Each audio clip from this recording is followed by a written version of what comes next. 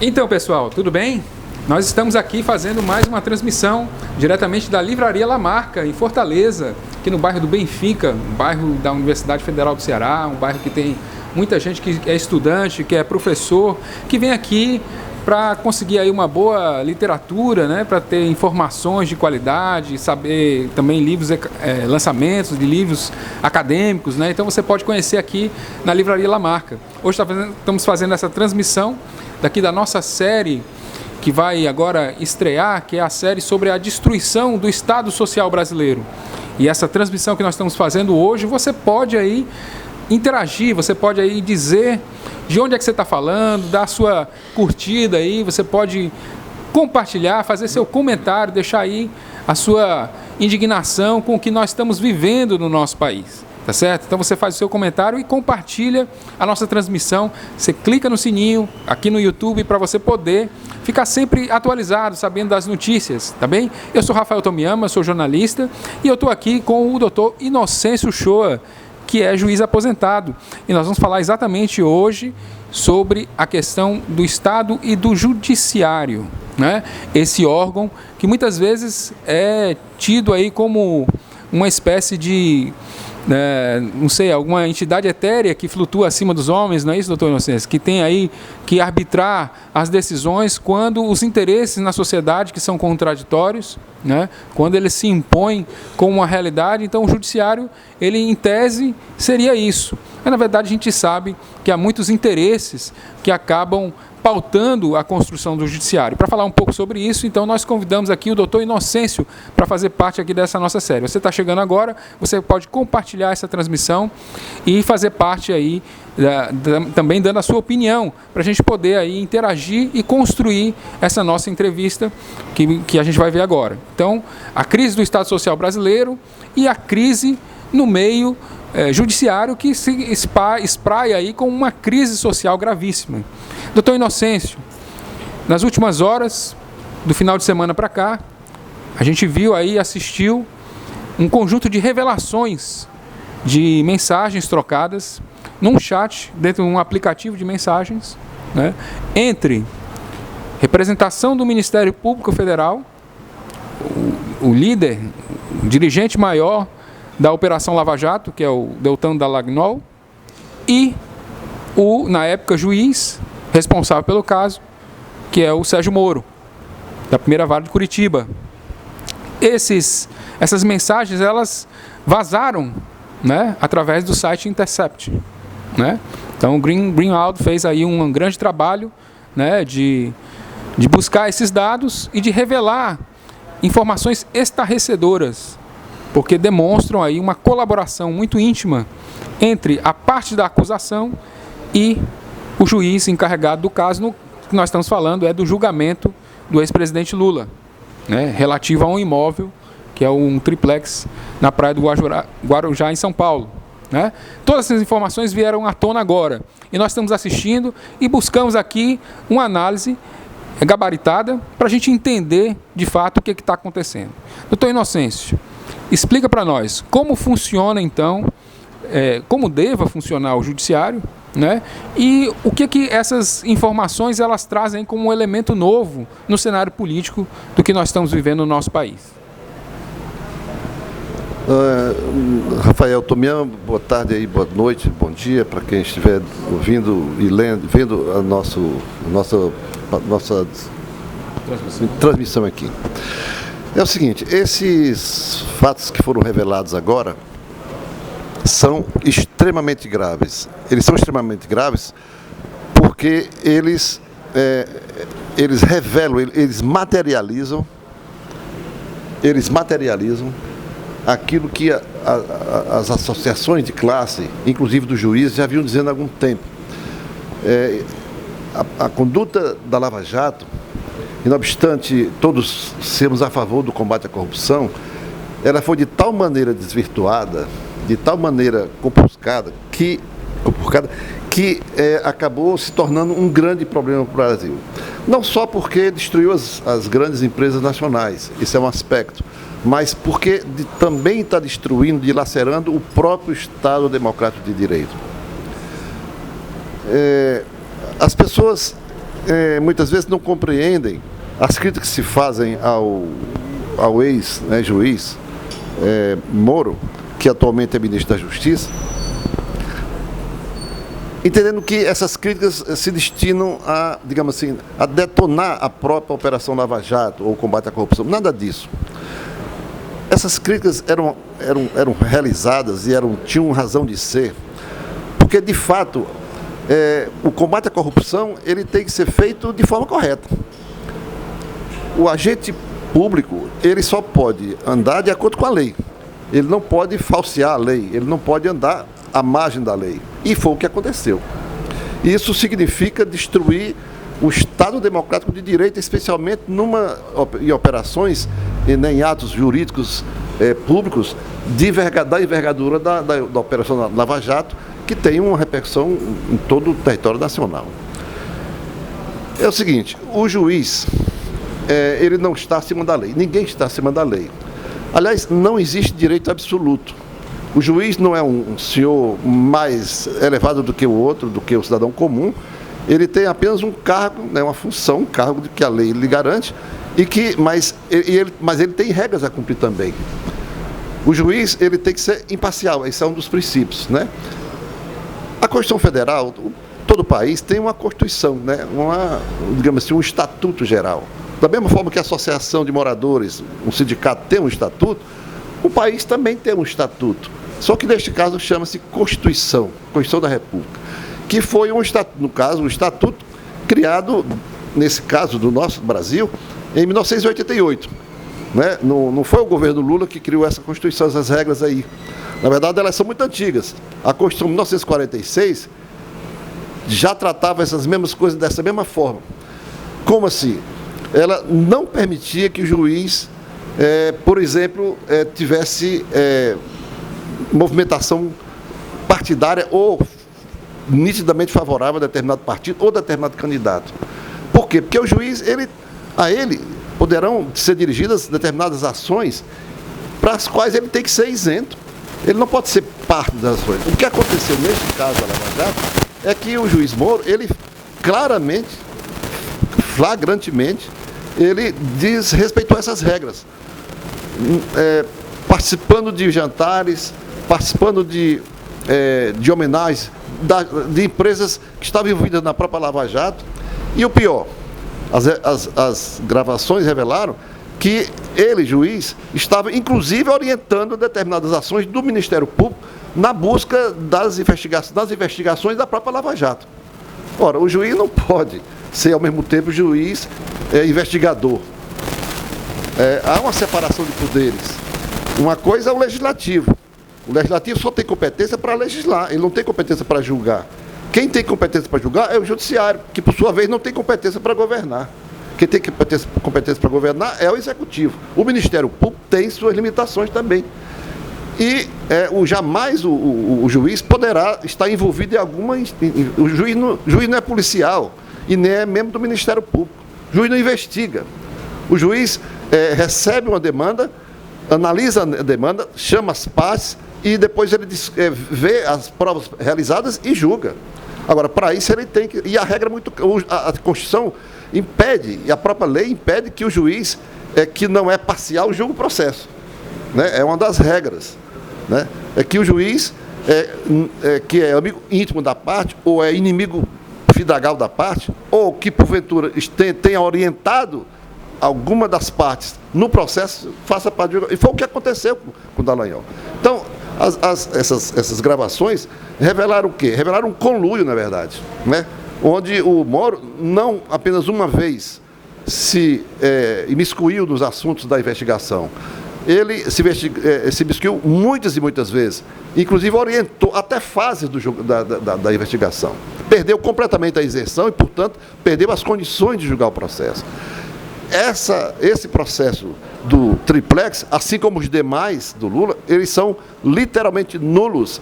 Eu tenho dito, quem me conhece e já me ouviu de alguma forma, falando sobre esse assunto, sabe que eu sempre digo, eles são escandalosamente nulos, esses processos. A começar da investigação, a começar do juiz que não tinha imparcialidade.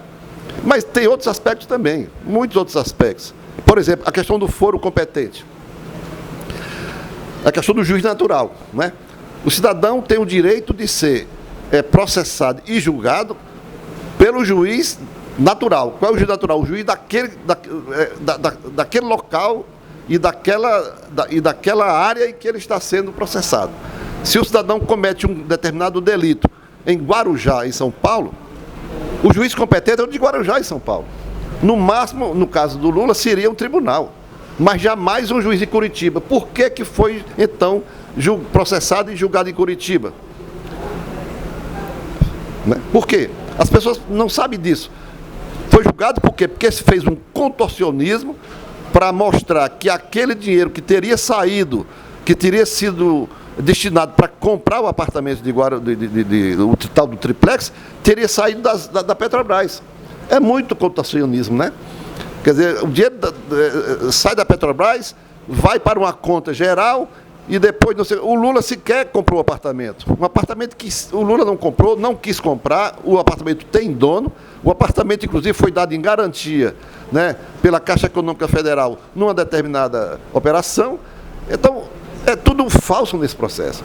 O juiz competente não é competente, o juiz não era competente, o juiz não era imparcial e o juiz cometeu determinados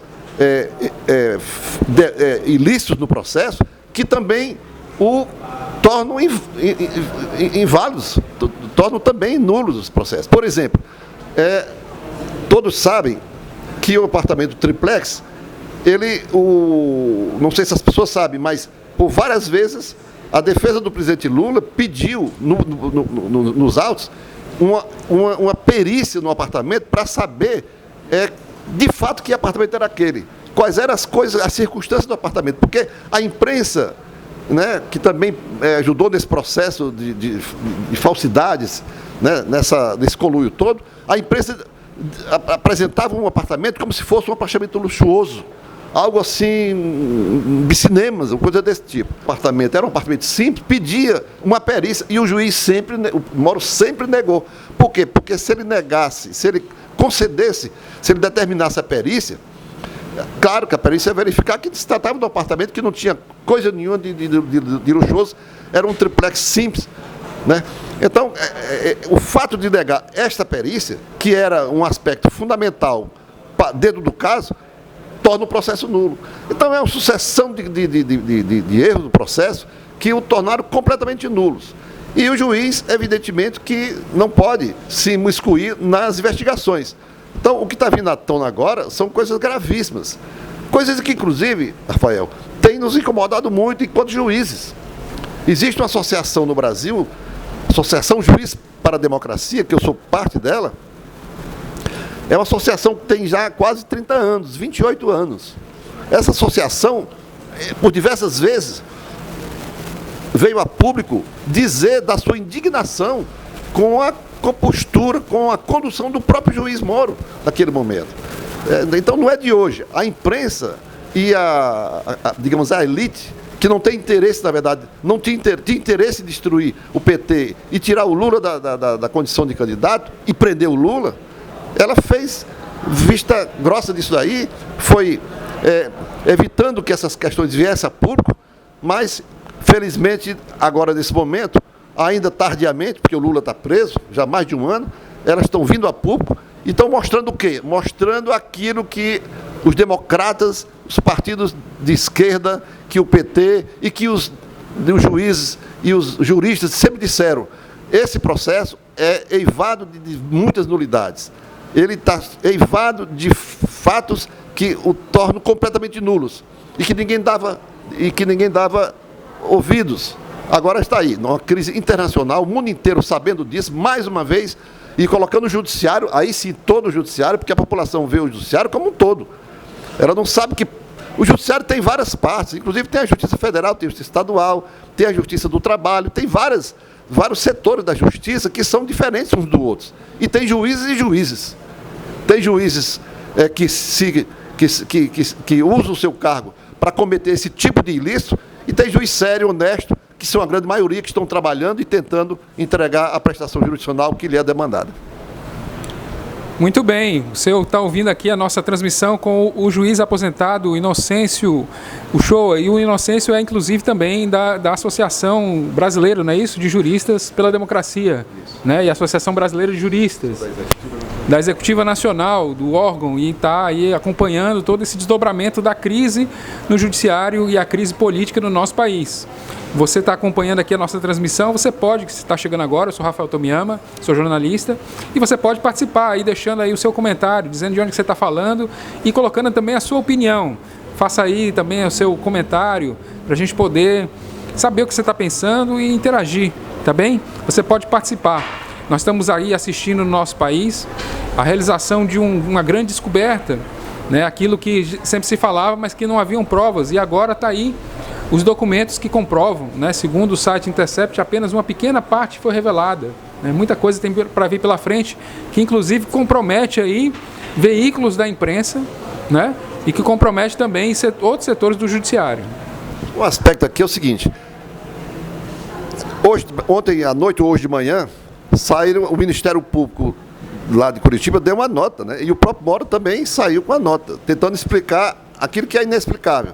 Na nota, eles não negam os fatos, porque a prova material está ali, não tem como negar, e tem provas muito mais graves que vão surgir depois ao que se sabe.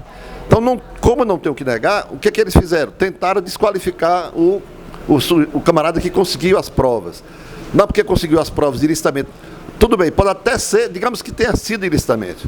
Não sei se foi, mas digamos que sim. Agora, os fatos aconteceram, né? E eles agora são réus confessos. Eles são confessos, porque eles não negaram. Eles disseram, não, esses negócios foram... A forma como foi colhido foi diferente, foi errada, é criminosa. Agora, os fatos eles não negaram. Eles são réus, vão ser réus confessos, os dois. Tanto o senhor Dallagnol, que é o chefe do Ministério Público, não só ele, todos eles. Todos aquela garotada ali que fez essa palhaçada toda, e também o senhor Moro, vão ter que prestar as contas, não só com a história, com a justiça mesmo daqui a pouco. Muito bem, então como nós estamos falando, você está acompanhando aí a nossa transmissão. E, doutor Inocêncio, a questão que nós vamos colocar aqui, porque além dessa coisa do formalismo do judiciário, né, que às vezes é uma coisa para o povo em geral entender, não é isso? Nessa crise do Estado Social brasileiro que nós estamos vivendo aqui na nossa série, que nós estamos fazendo aqui os episódios sobre isso, né, conversando sobre esses vários aspectos. Hoje nós estamos abordando aqui a questão do judiciário, mas também os temas aí, os vários temas sociais e econômicos vão estar sendo abordados por nós aqui nesses nossos vídeos, né? E aí eu queria falar com o senhor sobre um seguinte aspecto muito importante, que é a questão de uma certa, vamos dizer assim, volatilidade nas leis, né? O senhor vê que a questão da liberação das gravações, né? O vazamento das gravações, nunca aconteceu com nenhum presidente da República, de ser interceptado e ser vazado para a imprensa, antes mesmo deles tomarem conhecimento. Não é isso? Só valeu para Dilma. Da mesma forma, o Lula não pôde assumir como ministro na época. Também só valeu para o Lula, porque depois deles, outros assumiram, né, que estavam sendo igualmente processados, né? A questão das pedaladas, né, as chamadas pedaladas fiscais, foi algo que derrubou a Dilma, mas que não valeu para ninguém mais, não é? A questão que nos coloca hoje, a reflexão é: todas as revelações sobre uma combinação, né, não apenas conversas, mas combinações, né, um jogo combinado entre uma das partes do processo e o juiz que deveria julgar o processo, portanto, não teria que estar alinhado nem com a defesa, nem com a acusação, está envolvido dessa forma, né, colocando por terra toda a credibilidade da Operação Lava Jato. Mas mais do que isso, assumindo o governo que se elege das urnas a partir da detenção do Lula, do impedimento dele poder concorrer, assume como ministro da Justiça no governo, é premiado, né? Inclusive declarado depois pelo próprio presidente que receberia como um presente a nomeação para o Supremo Tribunal Federal, né? Esse mesmo juiz, agora ministro da Justiça, apresenta ao Congresso Nacional um pacote de medidas chamadas anticrime, medidas anticorrupção, que aprofundam uma concepção do Estado. A questão, doutor Inocêncio, então, que nos coloca aqui, né, que eu gostaria de ouvir a sua reflexão é: nós já estamos vivendo um Estado judicial brasileiro, um Estado totalitário no sentido de um avanço dessa judicialização, dessa criminalização das atividades políticas de uma forma geral, especialmente a dos movimentos sociais, da luta dos trabalhadores. Como é que o senhor está enxergando esse momento político, a gravidade desse momento e o que nós devemos fazer, como é que o povo deve atuar diante dessa circunstância do que está colocado aí para o nosso país? Excelente reflexão essa sua. De fato, nós não estamos mais, digamos assim, no Estado democrático de direito no sentido pleno. Claro, existem regras democráticas ainda funcionando, mas lateralmente. É evidente que o aparato judicial e policial do Brasil, ele tem sido colocado a serviço de uma determinada, digamos assim, parte da política, né? Determinada facção política. Então, a elite decidiu que tinha que tirar o PT. Ora, não adianta tirar só o partido, tem que tirar o Lula, porque o Lula pode ser um candidato e esse candidato será eleito. Então foi colocado todo o sistema de justiça a partir de Curitiba, né, dentro dessa lógica. E dentro dessa lógica se cometeram verdadeiras atrocidades. Inclusive essa de tornar públicas gravações, até mesmo de familiares do Lula com seus familiares. Isto é crime. Isto é crime tipificado na lei como crime. Nunca houve sequer abertura de um processo administrativo disciplinar para isso.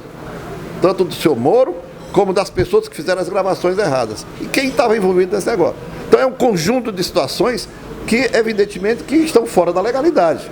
Então, agora se elege esse governo e que propõe, por exemplo, como você citou aí, a liberação das armas.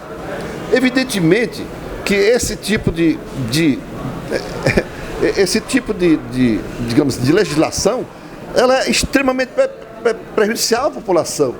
E a população está indefesa, a população está refém desses caras. Nós estamos indefesos, reféns de um governo. Eu lhe pergunto aqui, me diga uma coisa. O sujeito se elege presidente da República, não vai a um debate, ninguém sabe quais são de fato as suas ideias, apesar de ter passado quase 30 anos como parlamentar, nunca expôs suas ideias de verdade sobre o Brasil, se limitava a se pronunciar apenas sobre ex-presos políticos, sobre a ditadura, elogiando torturadores e por aí vai. Não apresentou ao país os seus pensamentos, muito menos de um coletivo que o ajudasse, ele mesmo. Então, esse sujeito se elege e de repente propõe uma reforma da Previdência, acabando com a Previdência e criando um sistema de capitalização, um sistema de poupança individual. Ele pode mesmo fazer isso? A eleição dá poderes ao presidente da República para mudanças dessa ordem, sem que ouça a população, sem que a população seja ouvida. E neste caso específico da reforma da Previdência, as pesquisas indicam que a grande maioria está contra esse regime de capitalização, o fim do benefício de prestação continuada. Então, o sujeito se elege presidente, ele tem o direito, tá certo, de vender os ativos nacionais mais estratégicos, por exemplo, como a Petrobras, como as reservas do pré-sal. Tem esse direito mesmo? A Constituição não dá esse direito, não. Não há direito absoluto, né? Tem mesmo o direito de vender a tecnologia da Embraer, a tecnologia da nossa energia elétrica, né? Ele tem o direito de destruir a Amazônia? Não tem. Então nós estamos diante de uma situação completamente anômala. Realmente nós não estamos num Estado democrático de direito, nós estamos num estado de exceção. E quando um ex-presidente da República é tratado da forma como foi, gente eleita amplamente no Brasil, recebe um impeachment, um afastamento, com base em ilações fraudulentas, porque pedalada não é crime, nunca foi e nem será. Foi praticado por todo mundo, inclusive por prefeitos, deputados, por todos os governadores, inclusive para o governador de Minas Gerais, fez pedaladas e muitas. o próprio relator do processo. É inacreditável, é uma coisa dirigida. Isso tudo não pode ser realizado num Estado democrático de direito. Nós estamos sim no Estado de exceção, né, que tem aspectos de legalidade democrática, mas na essência mesmo, ele é um Estado perseguidor dos eventuais adversários, das pessoas que discordam, não necessariamente dos adversários, mas dos inimigos, mas assim, dos que discordam, de modo que, evidentemente, que isso tudo está errado. É preciso fazer uma reordenação disso tudo, e eu espero que seja rápido. Eu espero até que essas gravações, essas revelações dessas gravações criminosas, né, desses fatos criminosos, sejam de tal maneira intensos que se faça um grande clamor popular, né, que a população vá para a rua realmente e lute para que o país volte à normalidade democrática, que as pessoas sejam honestas, que o poder público haja não em perseguição aos adversários, às pessoas que divergem, mas no sentido de buscar o que é melhor para a comunidade.